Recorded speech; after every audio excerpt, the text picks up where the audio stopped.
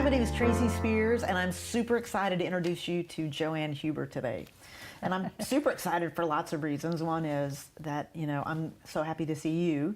But when I started, always good. I know, it is. It's always good. When I started thinking about doing a podcast and talking to incredibly interesting people, you were at the absolute top of the list. Oh. I know, right? But you are, because I've learned so much from you, right? So, when I think about all the, pearls and the wisdom and, the things that you've imparted on me that I use now in my personal life and in business, that lends to all of that. So I should probably just be transparent here. You and I know each other. We spent a lot of time together. How do I say that? That's appropriate. What's appropriate? What could I? Well, we spent a lot of time together because I first met you when I was a therapist, working as a therapist. Okay. And you did some incredibly hard, good work. Well, thank you. And put a lot of energy into the work. And I'm good at making people mad, and I know I made you mad sometimes. Yeah, for but sure. You kept coming back and doing the work. Wow. And that's why we can be here today. Well, thank you. Said differently, I was just a train wreck. Right. I mean, I know it, and I'm sure some people go, and still is. But that whole relationship thing, I struggled with intensely for a while. Forming relationships. Totally, yeah. No, I could form them. I couldn't either get out of them, or I couldn't stay with them. Yeah. Okay. Yeah. So anyway, when all that was going on, it was interesting. I did keep going back because I felt hopeful that, okay, if I just know better, you do better. I guess that's Maya Angelou. But and every time I went, I was like, oh, I learned a little bit more and a little bit more. So anyway, that's what I want a little bit of our talk to be about. Okay. Some of those things that I learned and had used, and also really whatever's on your mind, because I know whatever you want to talk about is going to be something I'm going to be interested in anyway. So let's talk a little bit about that piece. Like, if I look back on, all of the outcomes from our time, and I mentioned it, so better relationships, but also in my business, like I was blown away how many of those skills, when I went in, talk about relationships, transferred into my business. Absolutely. Is that normal? Yeah. Okay. Skills are skills. Yeah. And so we function best if we can use our skills in every part of our lives. And sometimes we don't use what we could call the softer skills at work. Right. And then if we get too patterned into that, we come home and don't use the soft skills at home. Yeah. Because we get out of practice. Yeah. And so practice on all the skills. Well, I had a lot of practice. One of the first things I just remember you doing is, talking about, I had to go to Al-Anon. I was seeing somebody that was in the other program, and so you said, well, do that, go to Al-Anon. And I was like, why would I do that? You were like, just go 6 times and, don't come back until you go 6 times. And I was like, that's an assignment I'll never see you again, right? And I went the first time and I was like, I don't get it. And I went the second time and I was like, I don't get it. And then literally something weird happened in the 5th or 6th time. And what happened for me in that was, oh, I've spent so much time thinking of other people and what they did or didn't do right in the relationship. And then I realized the biggest lesson was it was me, right? It was how I was reacting and responding to all of that. And that was really the beginning of when I went, oh my gosh, I've got so much to learn. And I don't think I'm unique in that. No, not at all. What gets people to therapy, by the way? What is the thing? Pain. Yeah. Right. Discomfort. It doesn't have to be doubled over pain, but some kind of discomfort where we say, I don't like what's going on right now, and I want something different. Yeah. And you might not know it's you that has to be different. Yeah. But you sort it out. Well, I was in a lot of that discomfort for so long because I kept thinking it was the other person's fault. And then, when I realized, gosh, my reaction, all those things, some of the tools that you gave me, that's what I want to talk about. Like, I remember one story, I don't know if you're going to remember this, but I came in completely wrung out. You already know what story I want to tell. Oh. It's the crouton story. Oh, the crouton You remember the crouton yes. story?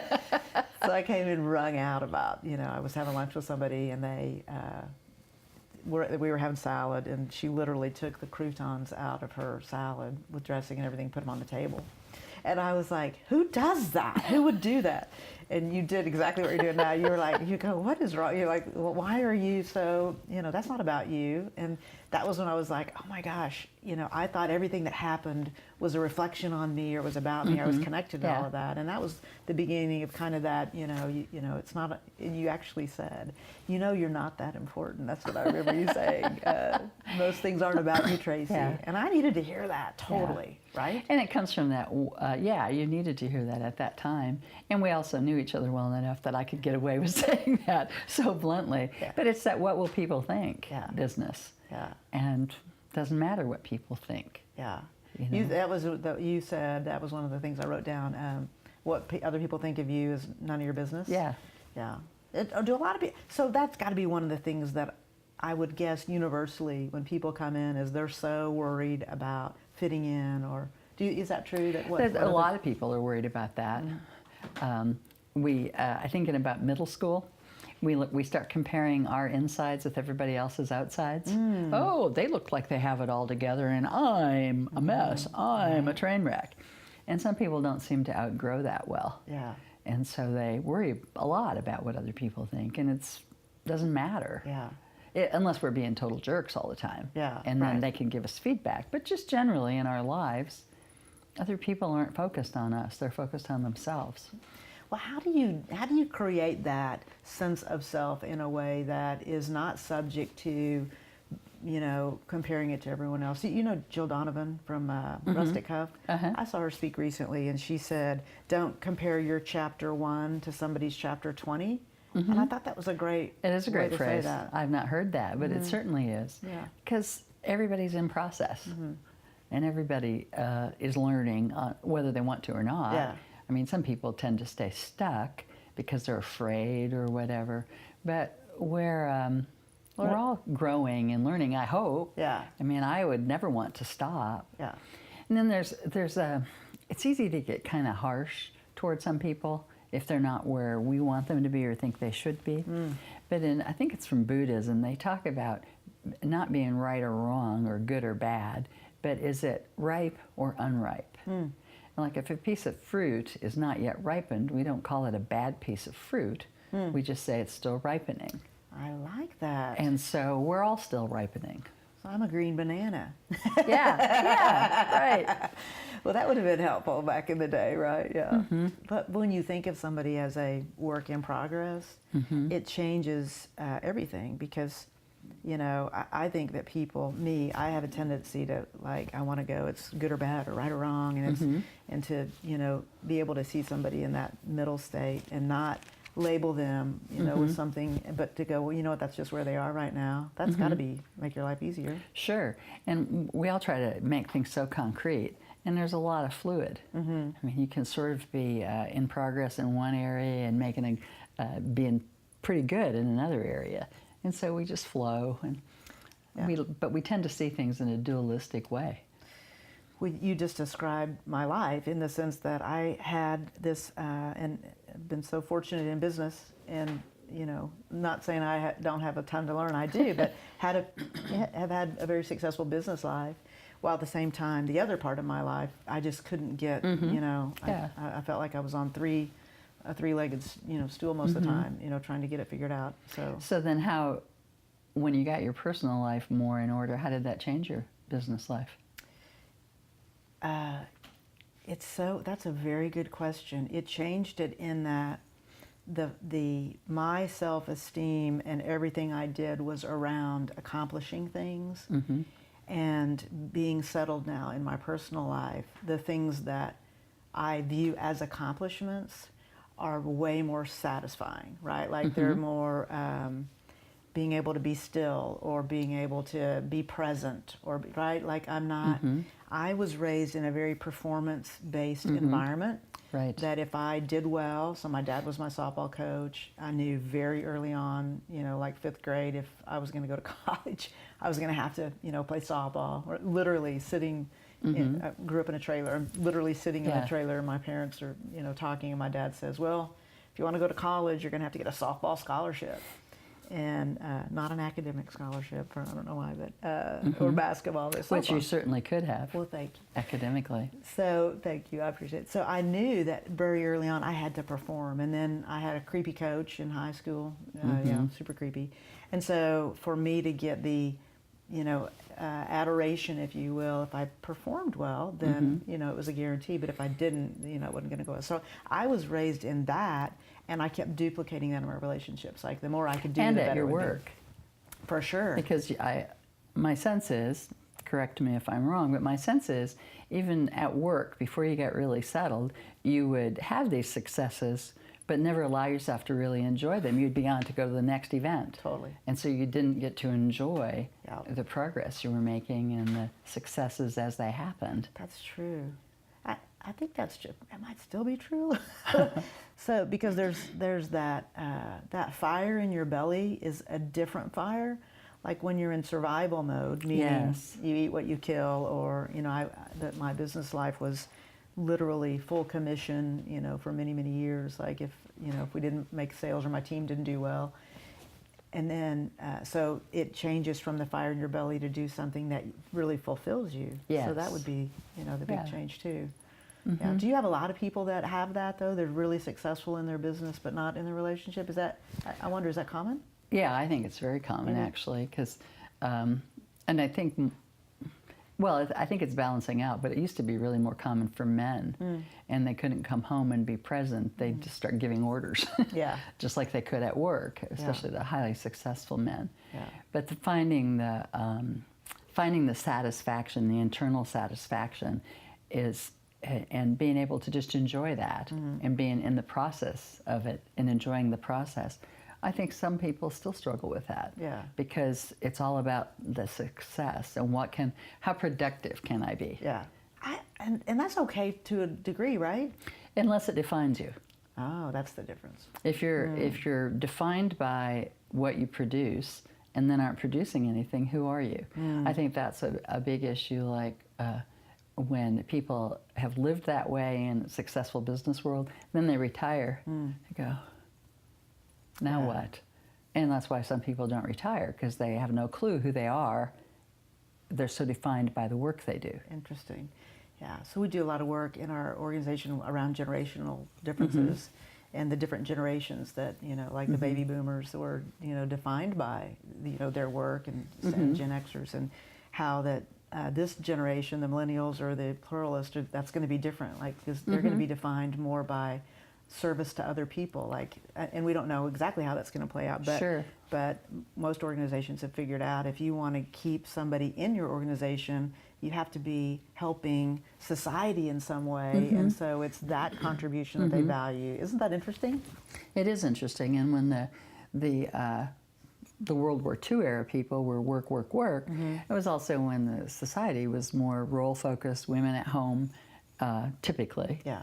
Men in the workplace, and so the roles were more defined, Right. and so it was a challenge in a whole different way. Yeah. And now it's more fluid and more accepted to be fluid. I mean, women have always worked outside the home, of Right. course, but it was still, the culture was that women were more at home, and they did the housework and the cooking, and part of the shift has been for guys to learn how to do some of those household tasks. Yeah. And then most of them don't like that. Yeah, well, even with the younger ones, if you've been raised by guys, dads, who didn't do those things, then you haven't had modeling to do that. And so in some younger couples, there's some real pushback, because the women are working full-time also, Sure. and then they have kids and they want help. Sure. And they deserve the help, and how do we find that balance? Yeah. Because that's a real rub in some young people's relationships. Do you think that was one of the issues, seeing women in leadership roles, is that for so long that just reminded you of your mother, like that you didn't view somebody in the serious business way that you would? I mean, is there? I've never thought about that before. Do you think there's Well, anything I to don't that? know if they're seen as their mother, but I just recently read some research that even with women in the same level of management, say, in meetings, women are heard they speak less because they're cut off more. It's the mansplain thing sure. that comes in. For sure. And so that's still happening. Yeah. But I think it's more out of, I would suggest that, I don't know the research to base my idea on that, but I think it's more out of patriarchy. You know, men are still more important than women. Their opinions are heard more. Men get promoted more quickly than women, typically. Sure. Yeah, all that's And true. so we have these implicit biases that are still there on lots of levels. Certainly we always think of racism, but there's implicit biases toward women still, and obviously people of color or class biases. Sure. So we all have biases in some way. Well, you know, I was in my last organization, and I was promoted to be a vice president, and I was the only female at the table. And I can remember going in to my first few meetings or being on the first few calls, and my real goal was to not say anything stupid. And I know for a fact there's not a man that was promoted into that role walking in there thinking that, right? And that's on me and all the things that contribute to that. But I remember after 6 months of trying to not, you know, have too big of a voice, and Wally Schmader, my business partner, said, you know, wow, what happened to you? Like, we promoted you because we thought you were going to be able to, you know, represent the field differently and have a bigger voice, and you know, you're not really even showing up. And I was like, oh, okay. So what was so cool for me in that is that the company I was in expected me to be an equal. Well, and he said that. Totally. Yeah. And you got that feedback, Yeah. whereas lots of times people don't. Yeah.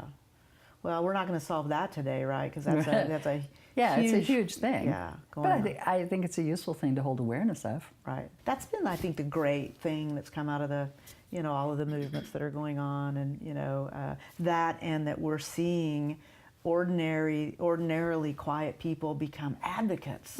So that's been exciting. Well, and everybody, men and women, have to find their voice.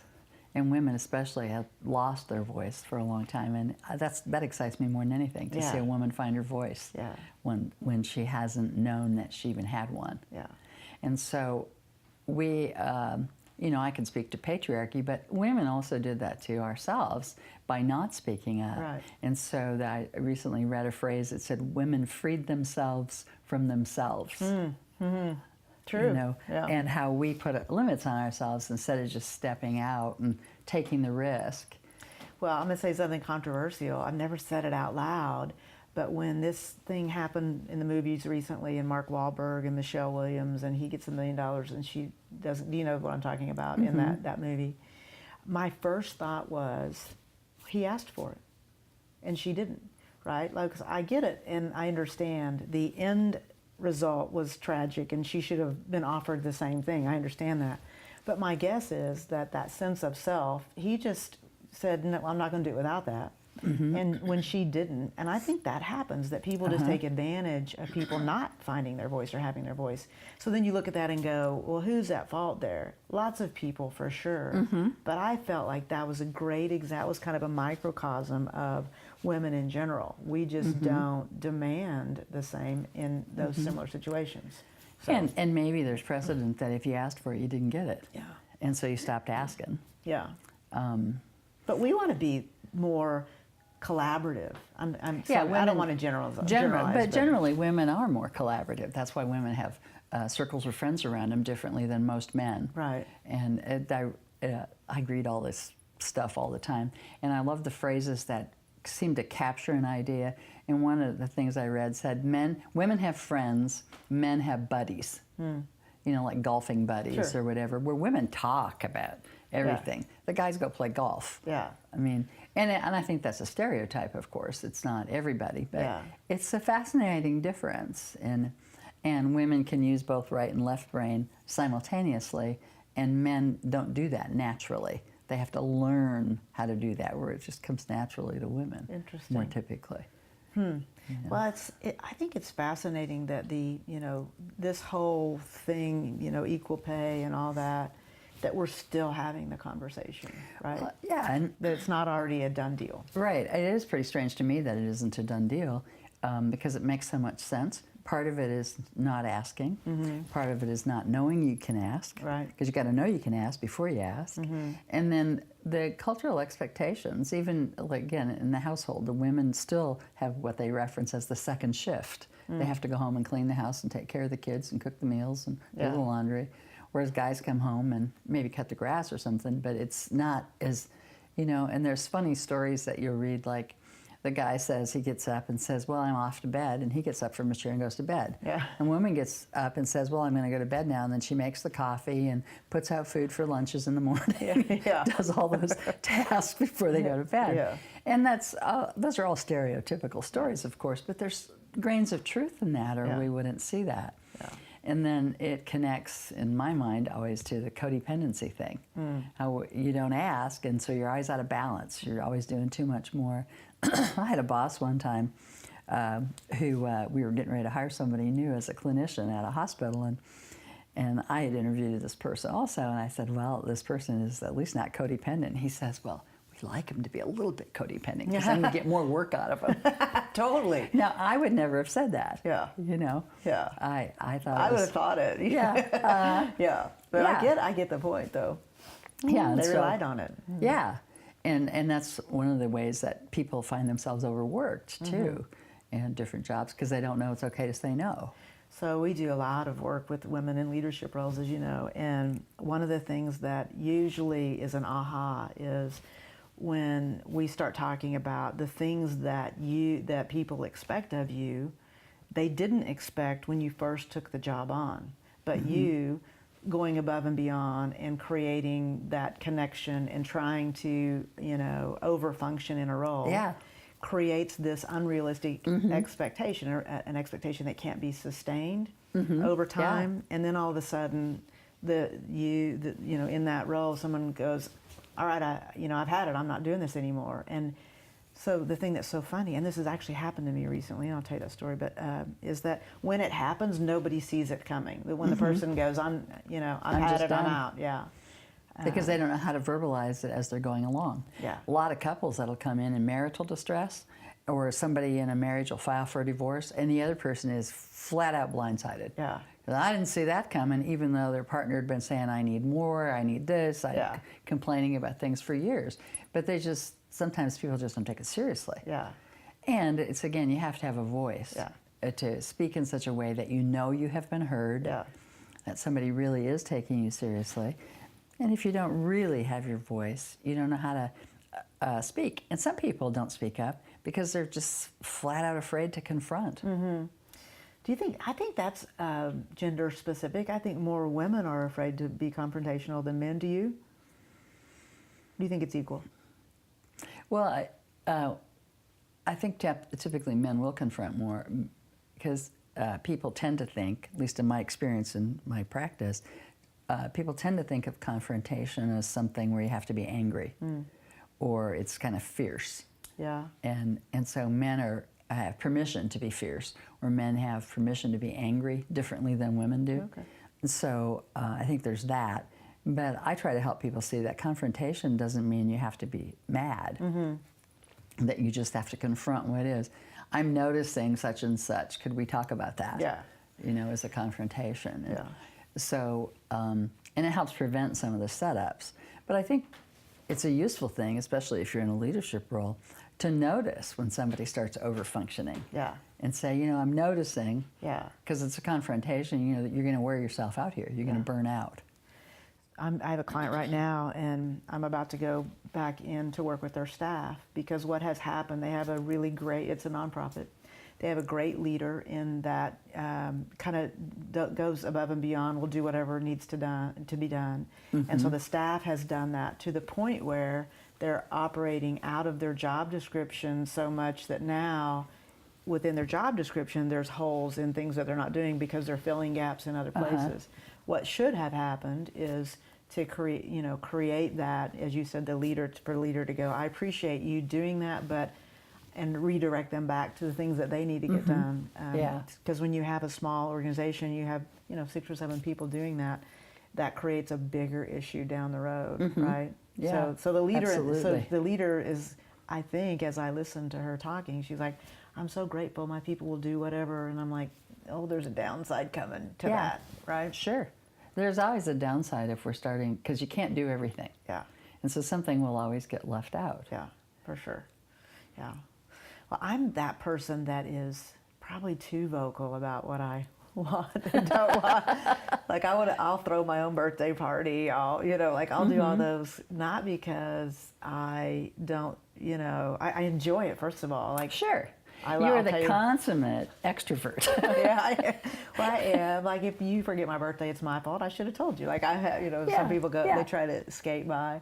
I have a friend whose birthday's coming up, and somebody said, don't bring presents. And I'm like, I went to Rosemary and I go, never tell people to not bring.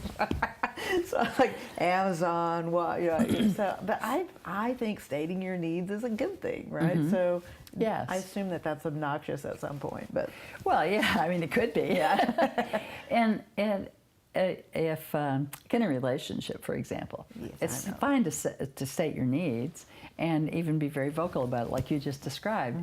However, if you do that and never allows the other person to be creative and do something on your behalf, then they could start feeling left out, especially if they're not that huge introvert. That's so funny.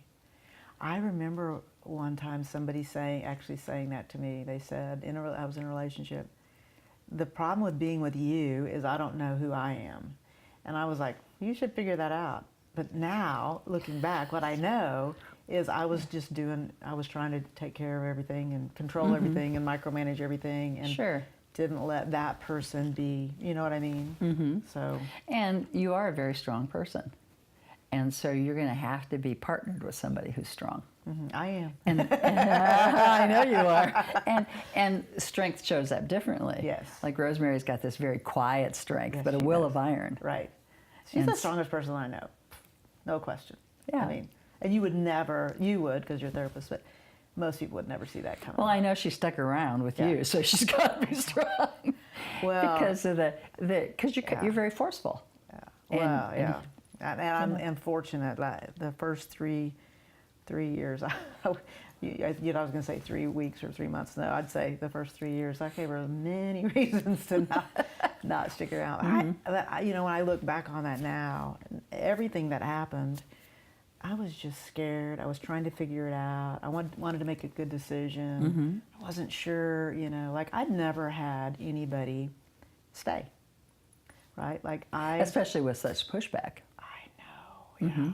So that you were always about the test.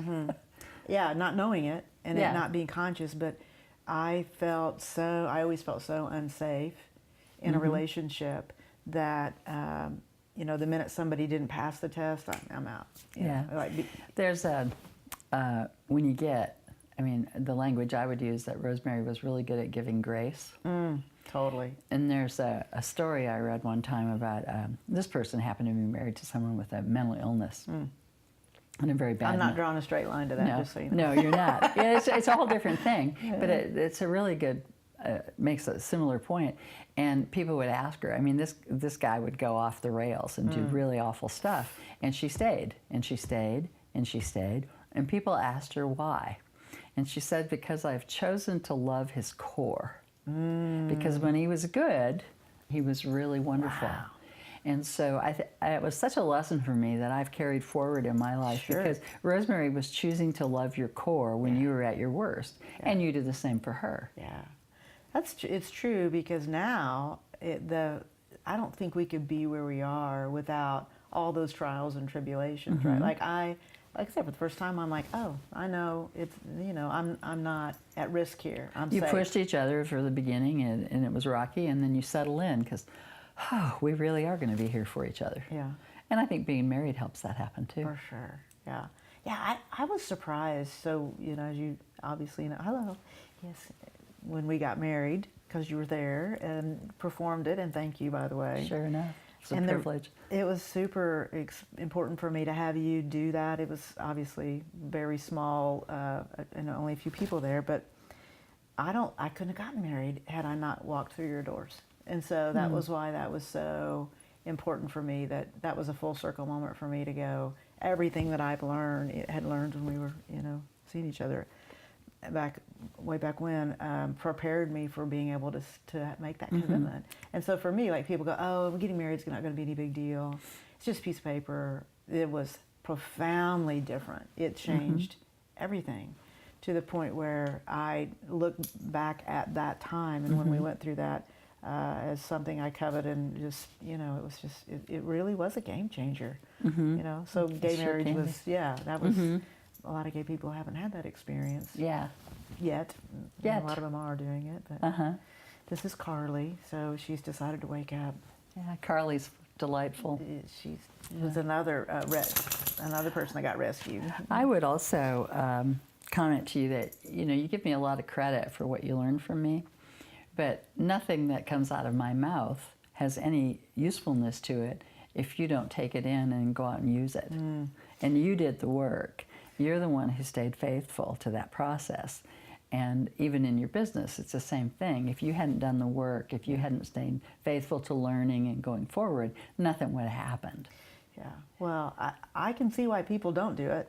Let me tell you, you know, there were many, I left your office many times going, well, that's the last time I'll ever see her. Yeah, I know, I got fired a couple times. Because you know, in that, and I'll tell you, when you say something that I didn't want to hear, when you would say something, and I'd be like, well, that's just the dumbest thing ever. And then, like, weirdly, and you know this happens within a couple of days, it would be shown to me so obvious, right, that what you were saying was the truth. And so that was always, you know, frustrating. Yeah, but at the same time that's true, Yeah. You were remaining receptive, or you wouldn't have seen it. Yeah. Because you so wanted to be someplace else Yes. internally. Yes. And to be different and not be defined by how you were raised or your history in that regard. Yeah, for sure. You know, you were just hungry. And so you chose to do the work. And so give yourself credit for that. I thank you. And I do think that when you just get so, and I asked you what gets people to therapy, and you said pain. When you get to the point where, and I can remember, you know, rolling around on the floor like I assume, you know, people do when they get at their worst, like so desperate to do anything differently. And so when you at least have some structure to go do something differently, you know, I think that's what therapy gives people, is that opportunity to see it differently. I heard somebody one time say, you know, what makes a great therapist is, you'll laugh at this, I just have to have a different point of view than you do when you walk in, because whatever got you here isn't working. Well, the definition of insanity, doing the same things over and over and expecting different results. For sure, for sure. And so you need to learn a couple new skills Yeah. to be able to shift and go in a different direction. Yeah. Well, all of my skills around that, it's been so cool that it's transferred in all, you know, even friendships, and you know, it's been it made a huge difference for me. It's a game changer in is. friendships too, isn't it? It totally is. Yeah. Well, I appreciate this conversation, and thank you so much for your time. Thank you. It was great fun.